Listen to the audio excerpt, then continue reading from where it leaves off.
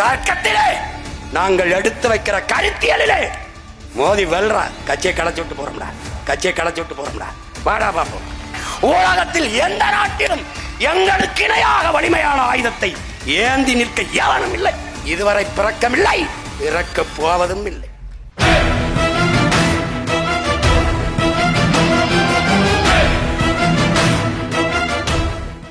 இப்போ எதுக்கு 5000 ஏக்கர்ல ஏர்போர்ட், திருச்சியில இருக்கும்போது எதுக்கு 2000 ஏக்கர்ல ஏர்போர்ட், தூத்துக்குடியில இருக்கிறதுல அதை எதுக்கு பெருசா ஏர்போர்ட்? ஏர்போர்ட் சரி, பிளைட் ஓட்டவே யாரும் ஒப்பனா எங்கப்பனா எவன் இண்டிகோ வாங்குறவன் ஒப்பேன் அவன் எவன் தெரியாது. ஒரே ஒரு முதலாளி நாடங்களும் ஓட்டி சம்பாதிக்க 5000 ஏக்கர்ல ஏர்போர்ட். இங்கதான்டா கரிகாலன் பேரன், கரிகாலன் மகன், பிரபாகரன் மகன் சொல்றேன். 5000 ஏக்கரில் ஏர்போர்ட் அல்ல, ஏர்பூட்டி விட வேண்டும் என்று சொல்றேன். விளங்கிருச்சா? இப்ப நல்லா கவனி. இவன் கடல் மாலா, சாகர் மாலா என்ற ஒரு திட்டத்தை கொண்டு வர்றான்.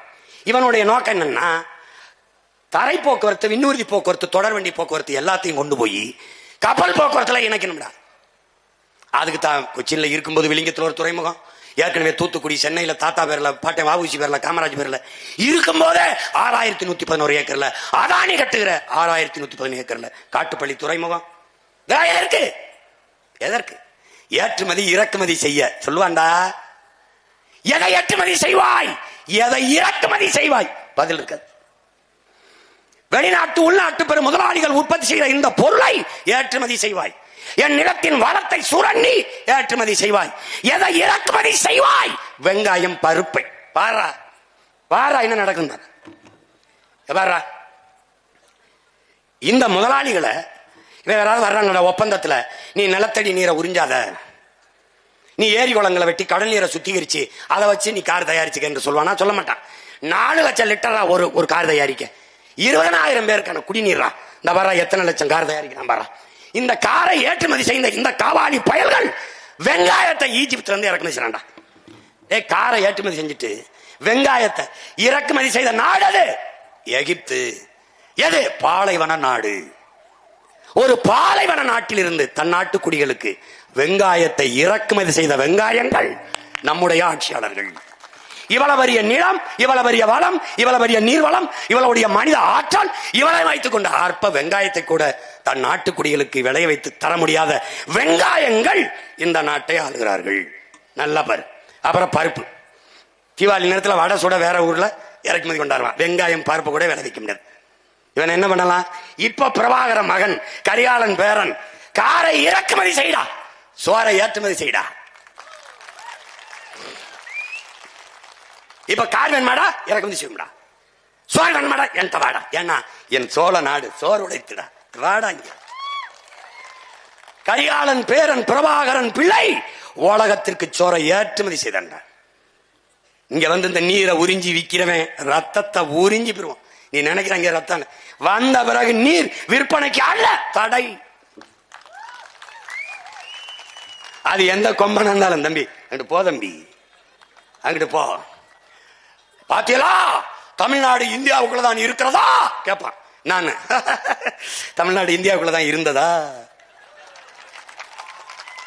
டேய் எங்ககிட்டயா திரும்ப திரும்ப சொல்றேன். உலகத்தாருக்கு, இந்த நாட்டில் இருக்கிற மிகப்பெரிய தலைவர் பெருமக்களுக்கு, எங்களை விமர்சிக்கிற எல்லாருக்கும் சொல்றேன், எங்கள் முன்னவர்கள் ஏந்தி ஆயுதங்களுக்கு எதிரான வலிமைமிக்க ஆயுதங்களை உங்களுக்கு ஏந்த முடிந்தது.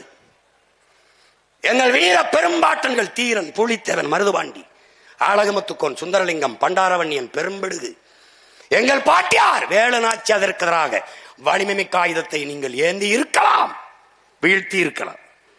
எங்கள் உயிர் தலைவன் பிரபாகரனுக்கு எதிராக நீங்கள் ஏந்தி பிடிக்க வலிமைமிக்க ஆயுதங்கள் இருந்திருக்கலாம்.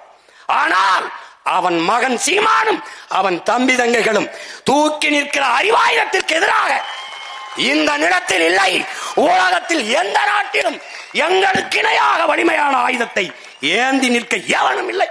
இதுவரை பிறக்கமில்லை, பிறக்க போவதும் இல்லை. தர்க்கத்திலே நாங்கள் எடுத்து வைக்கிற கருத்தியலிலே மோதி வெல்ற கட்சியை களைச்சு விட்டு போறோம்டா. வாடா பாப்போம். பொய் சொல்றாரு, கதை விடுறாரு. அப்படிலாம் சொல்லணுங்க, போட்டு காட்டுறேன் நாயே. நீ ஒருவே தப்பிக்க முடியாது. இந்த திராவிட திருட்டு பயலுக கதை விடுவான், எனக்கு வரலாறும்பா. நான் வரலாறு சொல்வேன், பொய் சொல்றாரு, கதை விடுறாரும்பா. இந்த நாய் கற்பிக்கிறான், கரிகாலன் திராவிட மன்னன் கல்லணை கட்டினான், ராஜராஜன் தமிழ் மன்னன் ஆரிய அடிமை. இவடா அடங்க, இன்னொரு தடவை சொல்லு. இவர் திராவிட மன்னரும் கல்லணை கட்டினாராம், பெருமையா இருக்கும். அவர் தமிழ் மன்னரும் ஆரிய அடிமையா.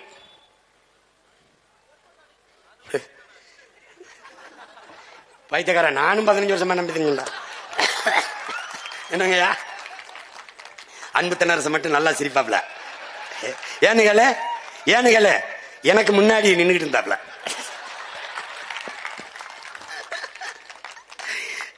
என் பங்குக்கு பல பேர் வாழ்க்கை கெடுத்தேன். இப்ப அவன் தரான்ல, இது என்ன செய்யறது? இப்ப இன்னும் முக்கியமான இதுக்கு போல, இப்பதான் ஆரம்பிச்சிருக்கான். இப்ப தமிழ்நாடு, நீ என்ன நினைக்கிற?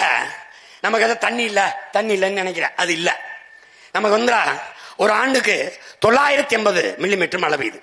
2 பருவங்கள்ல மழை, ஒன்னு தென்மேற்கு பருவம், ஒன்னு வடகிழக்கு. இந்த 2 பருவ மழைகளையும் நமக்கு வந்து 950 மில்லிமீட்டர் மழை பெய்யுது. குறைஞ்சது டிஎம்சி கணக்குல 4000, 4300, 4500 டிஎம்சி தண்ணீர் பெய்யுது. இப்ப 4300 டிஎம்சின்னு வச்சுக்க. இதுல என்ன கொடுமைன்னா, பல இதை நம்ம சேமிக்காதனால அது நீராவியாகி போயிருது.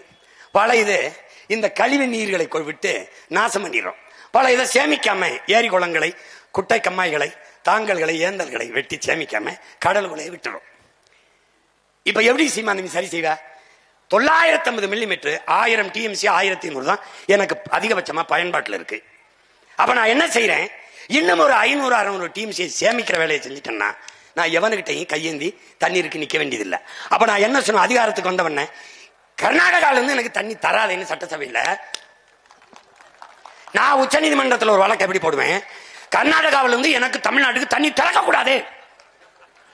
பெரிய வெள்ளமா இருந்தாலும் அவன் சிக்கி சாயன்மை ஒழிய எனக்கு தண்ணி தரக்கூடாது.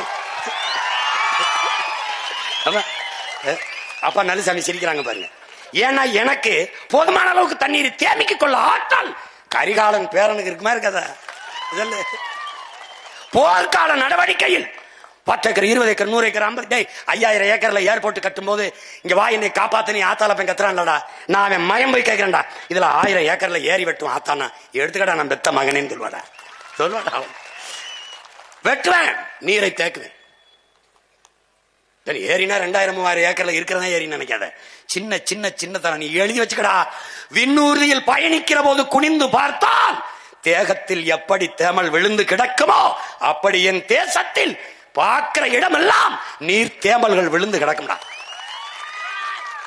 சாலையில் சென்றால் பசுஞ்சோலை சாலைகள், 10 கிலோமீட்டர் வெறும் பனை, 10 கிலோமீட்டர் வெறும் நாவர், 10 கிலோமீட்டர் கனிக்கொன்றை, பனிக்கொன்றை, வேம்பு, புங்கை, பூவரசு, புலி மரமா இருக்கும்டா. திருமணம் 1000 ஏக்கர்ல ஆடுறா, 1000 ஏக்கர்ல மாடுறா, கூட்டு வேளாண் பண்ணைடா. இல்லைனா நீரி தேக்கமடா, இல்லைனா காடு வெற்றிடம் என்று ஒற்றட இருக்கிறா. இதுதான் என் நம்பி தொலை சொல்றாரு.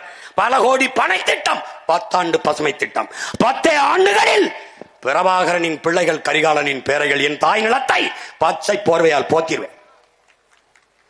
பச்சை பசேர் என்று இருக்கும். இப்பவும் நீ விண்ணூர்தியில் இருந்து பாத்தீங்கன்னா என் நிலம் பச்சை பசேர் இருக்கும். என்னது? சீம கருவேலை. அது இறங்கி பார்த்தா தான் வேலி முள்ளுன்னு தெரியும். மேல இருந்து பார்த்தா என்ன செழிப்பா இருக்குப்பா, பச்சை பசேர்ன்னு இருக்குப்பா.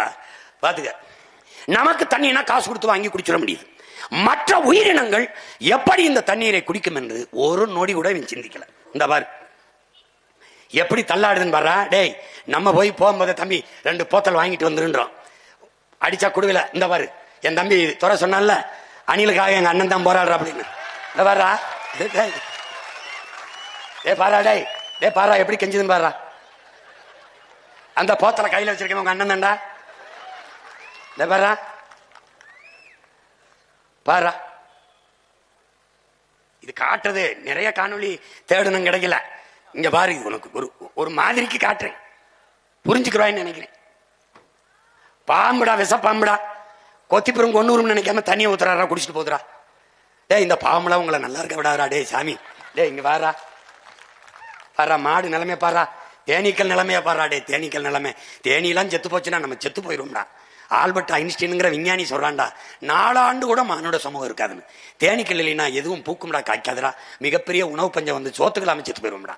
பாராடே பாரா. இந்த சிட்டுக்குருவிலாம் பண்ண பாவம் என்னடா, இந்த பூமியில இந்த மனுஷப்பைய வாழ்றதுக்கு எல்லாத்தையும் கொள்றான்டா. டே கொள்றான்டா. இங்க வாராடே, இங்க வாரா. கொத்த வர பாம்பு தவிச்சு நிக்கிறத பாடுறா பாரு. இங்க வாரா. எறும்பு வாரா, என்ன பாடுபடுது பாரா.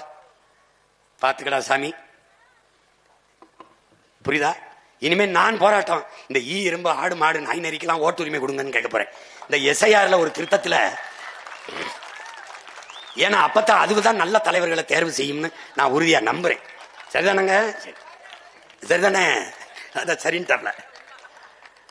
பாரா, இவன் யாரு தெரியுதுலடா? மண்டைக்கிறவன் முடிச்சா ஆனா அத்தனை அயோக்கிய பயிலையும் மண்டைய போட்டதுடா. நீ பாரா, பாத்துக்க. இந்த கொரோனா கண்ணுக்கு தெரியாத ஒரு நுண்ணுயிரி உலகத்தை உரை வைத்துட்டு, உலகத்தை உரை வைத்துட்டு.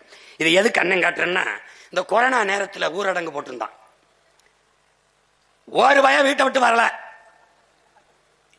எங்கேயாவது ஜவுளி கடை திறந்திருக்கா? நல்ல பட்டுப்புடையை வாங்கி சமைச்சு வைக்கலாம் எவனும் நினைக்கல. எங்கேயாவது நகை கடை திறந்திருக்கா? நிறைய நகையை வாங்கி பூட்டி வைக்கலாம்னு நினைக்கல. எங்கேயாவது கார் ஷோரூம் இருக்கா? வாங்கி காரை வாங்கி வீட்டுக்கு முன்னாடி நிறுத்தலாம்னு நினைக்கல. அன்னைக்கு குடிக்கலன்னா செத்து போவான்னா. பல காலம் மூடி இருந்தது டாஸ்மார்க், ஒரு வயலும் ஜாகல. கொரோனா வந்தா செத்தானே ஒழிய குடிக்காம ஒரு வயலும் ஜாகல. இங்க பாரு. அதனால என்ன, உறுதியா நம்ம வந்தா டாஸ்மார்க்க மூடுறோம். புரியுதா? இங்க பாரு, இங்க பாரு. இல்ல குடிக்காம செத்து போயிருவான்னா, நல்லா இருக்கா செத்து போப்பா, தயவு செய்து செத்து போ. பாரு பாரு. கொரோனா காலத்துல இவன் தேடுனது தங்க வாங்கவோ, கார் வாங்கவோ, உடவை வாங்கவோ, உடை வாங்கவோ அலையில. எதுக்கு அலைஞ்சான்னா, மளிகை கடை திறந்திருக்கா? தண்ணி எங்க கிடைக்கும்? சோறு எங்க கிடைக்கும்? இதுல கண்ணுக்கு தெரியாத ஒரு நுண்ணுயிரி உனக்கு கற்பிச்சது என்ன? எது இல்லாமலும் வாழ முடியும்.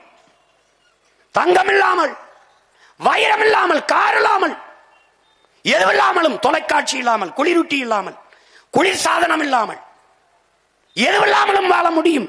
ஆனால் நீரும் சோறும் இல்லாமல் வாழ முடியாது என்பதை அந்த நுண்ணுயிரி உணர்த்திச்சு. இப்ப இதை நீ பார்க்கணும். இது என்ன? டெவலப். சிரிக்காத, சிந்திச்சுக்க. வளர்ச்சி. அந்த வீடு எம்பிட்டு இருக்கும்? ஒரு 4-5 கோடி இருக்கும். வச்சுக்கடா, குறைச்சு போடும். இந்த கார் எம்பிட்டு இருக்கும்? 1 கோடி. இதுக்கு பேர் என்ன? வளர்ச்சி. காரு நிறைய பெட்ரோல் இருக்கு, பேர் என்ன? டேங்க் நிறைய இருக்குடா, வளர்ச்சி. ஆனா டிக்கியில 4 உடம் வாயை பொழந்துகிட்டு இருக்கு, அதுக்கு பேர் என்ன? வறட்சி. இப்ப இந்த வீடை கட்டின தண்ணி நான் இல்லாம கட்டினியா? இல்ல.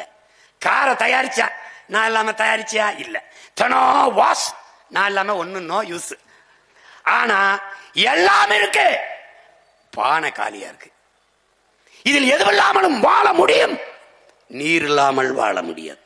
இதை தாண்டா பல ஆயிரம் ஆண்டுகளுக்கு முன்பு நம் மூதாதை நீரின்றி அமையாது உலகம் படிட்டாங்க.